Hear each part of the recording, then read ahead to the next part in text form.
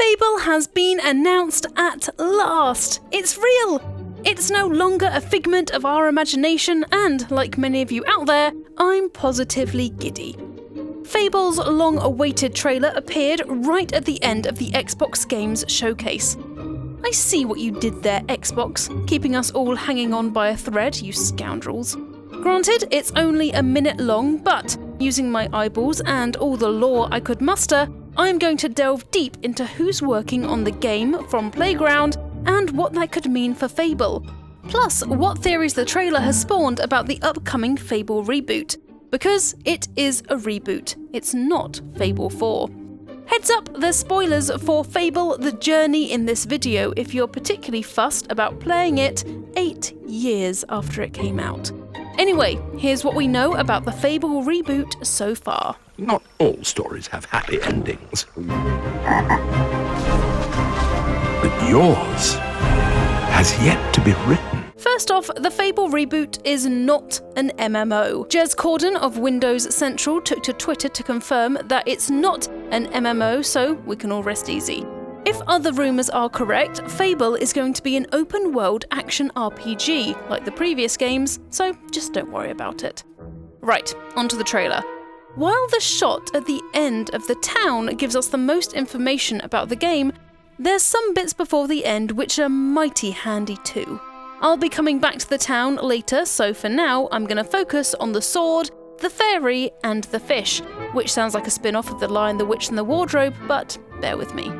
Fairies haven't been in previous Fable games, so having one pop up in the trailer is a first for the series. To be fair, there were nymphs in the first Fable game, horrible vicious things that summon monsters and are generally a pain in the arse to hit with a bow. But fairies, those are new. I'm sure that our winged friend is a sign that the world of the Fable reboot is seeped in fantasy medieval magic, unlike Fable 3, which focused on industrialization and steampunk aesthetics, or even Fable 2, where bows were replaced with rudimentary guns. Expect hobs, hollow men, and balverines to return in Fable, as they're pretty darn fantastical too, and are trademark monsters of the franchise. There's also a fairy kingdom/hive in the distance, so you might find yourselves working with the tiny humanoids in Fable, or find a higher concentration of them in the wild the nearer you get to a mushroom town. Maybe they'll drop some fairy dust which can be used in crafting, or it could just be a pretty visual for the trailer. Who knows? Anyway, from the fairy to the fish. Basically, the same point again here, with the fish showing that magic is intertwined with the natural world in Fable, again, returning to the game's roots. Happily and speedily swimming along, the fish breaks into a cluster of smaller fish. Underwater combat sections could have you face up to these kinds of fish, or, again, could just be a cool image to make you go ooh and ah, like you're watching fireworks. Onto the sword. Seeing the Heroes Guild symbol on that rusted sword made tons of us simultaneously cheer, scream, yell, or what have you. But what does it mean? The sword is the remnant of some fight between some folks. Likely not a battle, as there don't seem to be enough skeletons. The symbolic nature of the rusted Heroes Guild symbol suggests that the guild itself could have been long forgotten. Maybe with it being down to you to restore it to its former glory? Considering Fable looks like it's returning to being set in the medieval times, heroes might not yet be as famous as we're used to.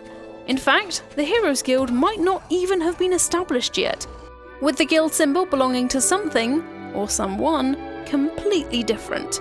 Like some long-forgotten design used by William Black, the first hero, or Nostro, founder of the Heroes Guild. Fable 1 has the Heroes Guild as your main hub, as it's where you're trained, and where you go to pick up all your quests and upgrade your hero. By Fable 2 and 3, it's been forgotten and reduced to Teresa and the Guild Seal, which is used by Teresa to communicate with you from afar. A big slice of the fandom are eager for future Fable games to explore more of the history of Albion, so going back to the era of William Black, the Court, a group of 3 godly tyrants who ruled Albion before being defeated by William Black, or the founder of the Heroes Guild, Nostro, could be happening. Now I've dealt with the fairy, the fish and the sword, time to turn to the obvious hint about what could be in Fable, the final shot of the town at the end of the trailer.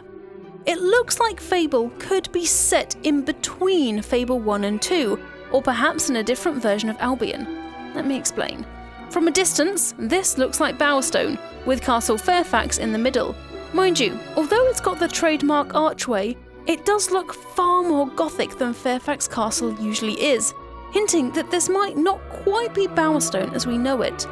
Rumours circulated a few months ago that the next Fable game is being set in a world where the Tattered Spire was used to wish for an asteroid to come and destroy Albion, which it did, and there's another one scheduled to come in the future too. The game is rumoured, going to emphasise that rumour bit again as none of this has been confirmed, to take place in the future where you have to save the continent from being destroyed yet again. So perhaps the castle is intentionally somewhat similar to Fairfax Castle. Maybe it's meant to look oddly familiar, as you might be in a world where Bowerstone, Fairfax Castle, and all the deeds you did in the first 3 Fable games are legends, stories hidden away in lost vaults underground. But again, it's all rumours, so of that we cannot be sure.